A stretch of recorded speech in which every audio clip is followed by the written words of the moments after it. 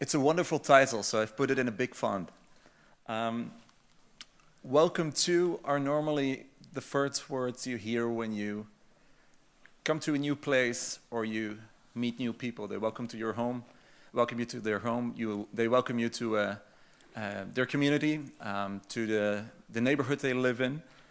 And it's actually almost like an opening statement, an invitation to enter into a dialogue. And this dialogue, as it progresses, actually allows you to form yourself a perspective, even to change perspective on how you perceived people initially, how you perceived places initially. But it also changes the perspective of people presenting their homes, opening up their homes, presenting their families, presenting themselves. They also, through the dialogue, change their point of view on themselves. Because as we all know, plenty of the way that we look at the neighborhoods in which we live and the way we look at our own role in shaping those neighborhoods is pretty much defined also by the way other people perceive it. So when the other day somebody came up to me and I was telling them a little bit about the project we were doing in this red thread that goes through the reciprocity event called Welcome To, they said, so you work with fragile communities. And I knew what the person was intended. I mean, of course, there are plenty of reasons why you could use the term fragile to characterize a certain community. But it would also be very limitative in terms of the way you would position people, you would position neighborhoods. So I would say that fragility, and I'll try to touch upon it throughout my discourse, is actually a quality to cherish. And I think some of the previous speakers have also touched upon that. I think any human relationship, whether it's between individuals or it's between amongst communities, any human relationship or social tissue is fragile. It's what keeps it alive. If there would be no fragility, it would be a very harsh, very hard environment, almost petrified into the ever-present, you could say. So a lot of what Welcome To boils down to is actually changing perspective through dialogue. And dialogue can take place through words, through visual expression, artistic expression, but also to actions and activities within the places where people live. And we actually decided to do it, and that's the whole purpose of it, to do it through design. Design to create conditions in which those new perspectives can emerge.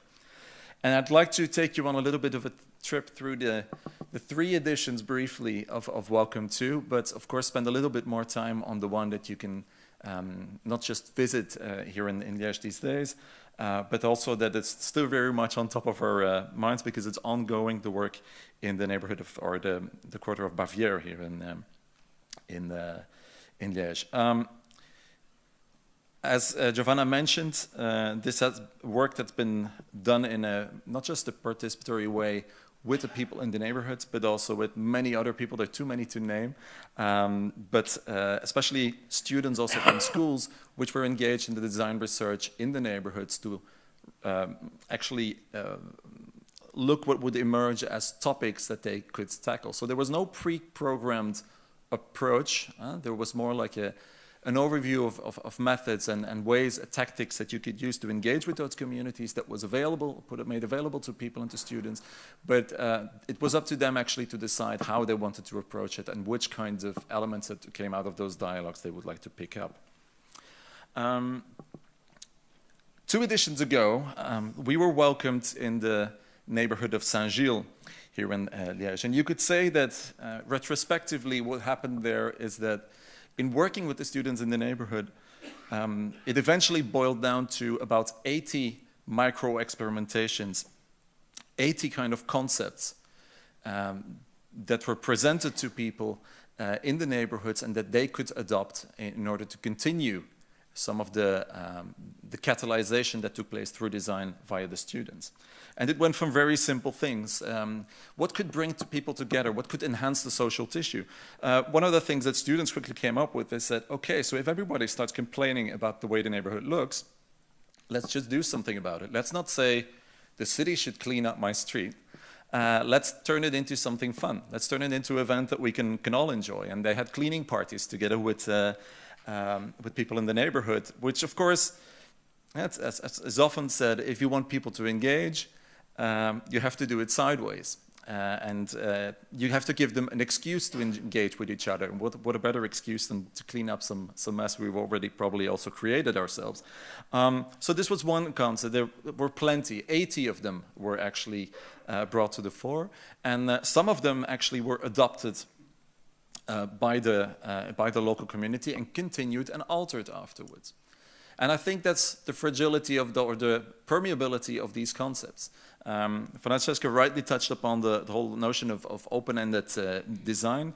I'd like to look at these 80 concepts as just as open-ended designs in terms of services, experiences, or products that were being proposed, and that could be picked up by the local community. It also showed the fragility in the heads of the designers, or the humility, I would say, that's necessary in any of these projects. From retrospectively, from an absolutist point of view, you can only say that each and every experiment failed, but it failed forward.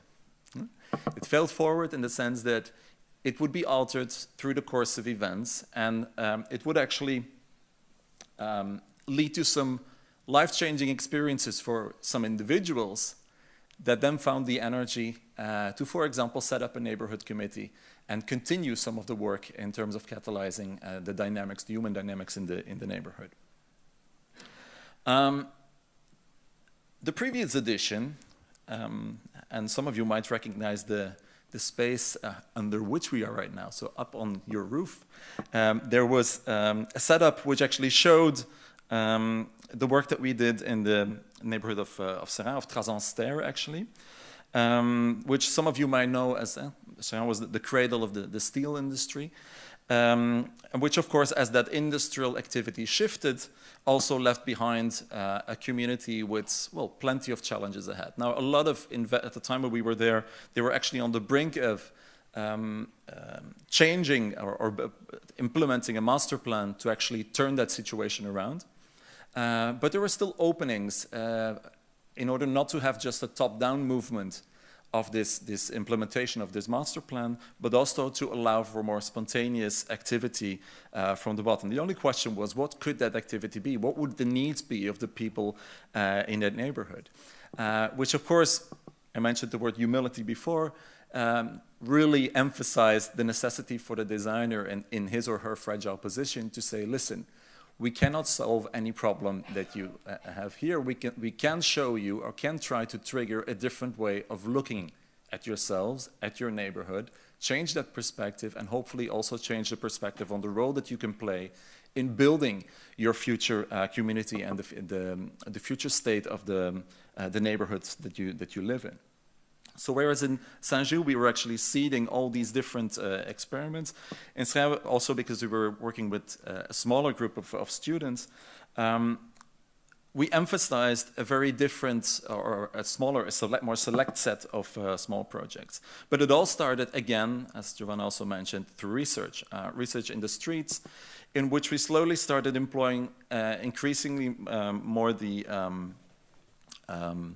more performative or situated design actions in order to, as the community was a little bit more closed at the time when we arrived there, to actually to break the ice, but also to shift their perspective. In talking to people, that we quickly realized, instead of all the physical solutions in terms of mobility or in terms of socioeconomically, in terms of employment that they were facing, etc., things we felt very incapable of tackling at the time, we said, let's try and look underneath of some of those. What's underneath? Why do they feel that this is such a big problem? Why do they feel so unable to do anything about it and keep looking for third parties to solve it for them? How can we enable them to find their own position in coming up with some, not solutions per se, but actually ways of looking at their situation in a different light? So here, for example, dressed up as doctors or nurses, we entered the the neighborhood, because people said on the first day our neighborhood is sick. So we thought, oh, that's an interesting metaphor to play with. Let's go into the neighborhood and ask people, where is the pain? Where does it hurt? What do you consider the vitamins or the surgical procedure that you feel might actually turn it into a more healthy community? And we got loads of feedback, feedback that we later digested actually over dinners with people in the neighborhood, and that led to a few concepts that then a smaller group of designers started developing. And one that was crucial in the end was something that a discovery during one of these evenings, that in the place where we were having dinner, on the other side of the wall, we discovered that there was a puppet theater that would be utilized every Sunday to welcome children. And it was a unique place of gathering and also very much grounded in the territorial tradition of storytelling. And so we started connecting those both elements. Stories as a way to shift people's perspective. How could we make people not just listen to stories from the outside that would shift their perspective on the neighborhood, but also allow them to write new stories? How could they write stories of a new future for their neighborhood?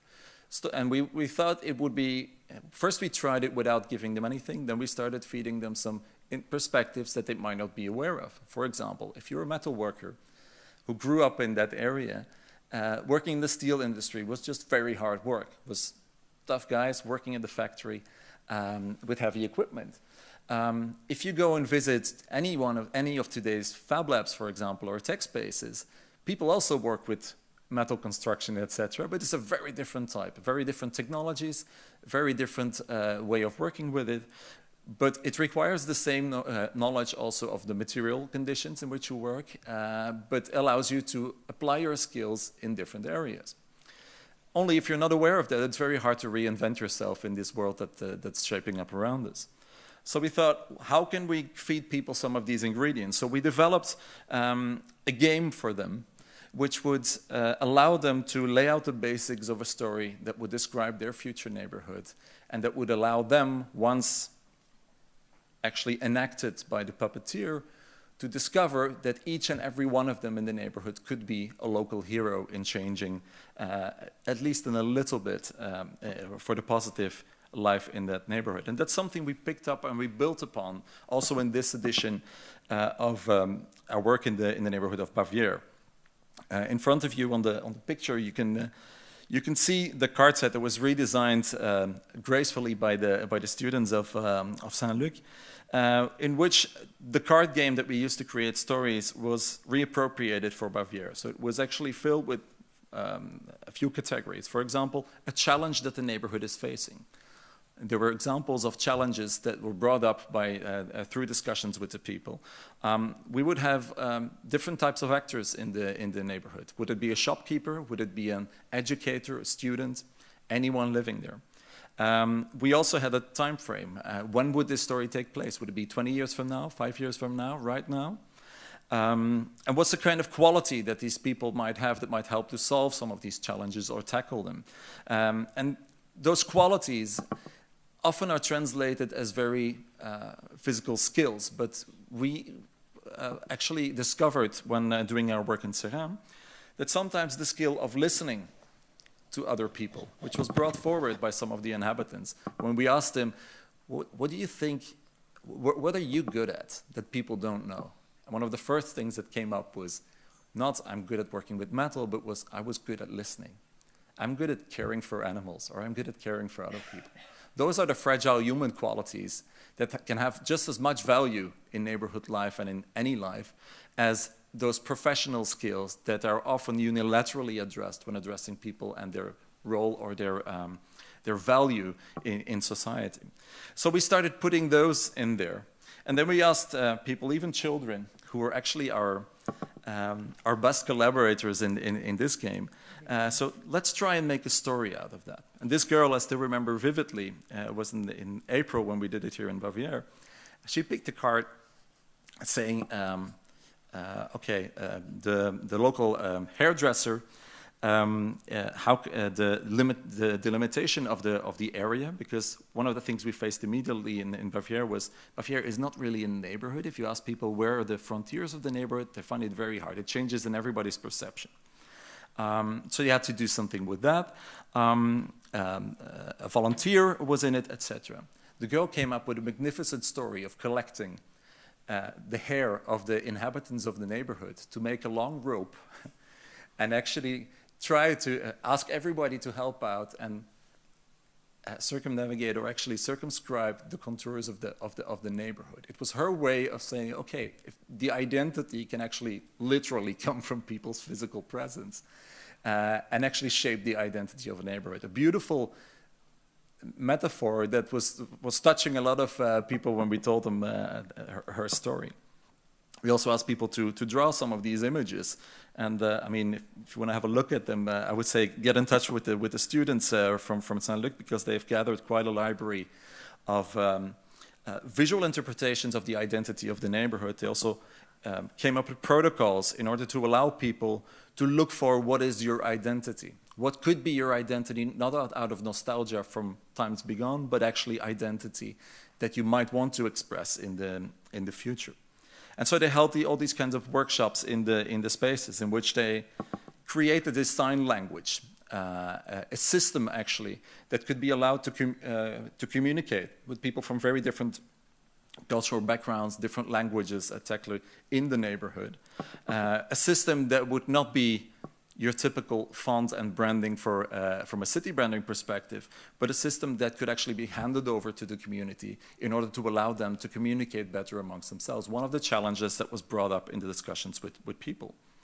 Also, how can we collect some of the stories in the neighborhood that can actually serve for people to look at them in a different way? This was translated into, I would say, this translated into two directions, and this is actually my I'm almost finishing up here on the story of Bavière. The concept of placemaking, of creating a space where people can meet again, was something that came up through almost all interactions with the public. And so the students came up with this notion of a chill zone in which people could just relax. There would be no purposeful activity, but it would be a place where activities could emerge. Again, this open-ended design system that would be put in place.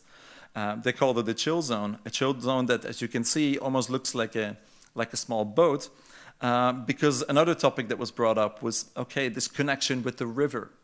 Throughout the 3 projects, the river runs straight through Liège, and there's hardly any connection in people's minds or hearts with the river. They would all like to see it more, but it's not there yet, and it's something that they would like to work upon. So people actually started shifting their perspectives from land across the river to from the river towards their community.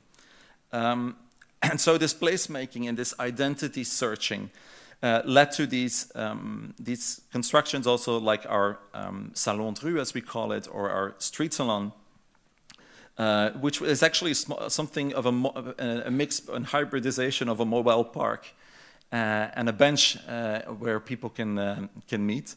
It's a half-open space. Metaphorically, fits well with the kind of conditions you want to create for new ideas to emerge. It's also a park, lots of vegetation, and it's also a communication system.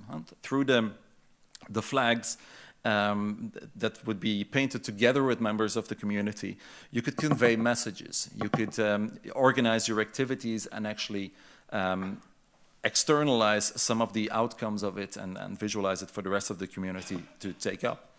But again, an open-ended design, how people want to use it, how the local associations are going to use it in the coming weeks or months, remains up for discussion, and is something that Marie and our students will be working on also in the coming months.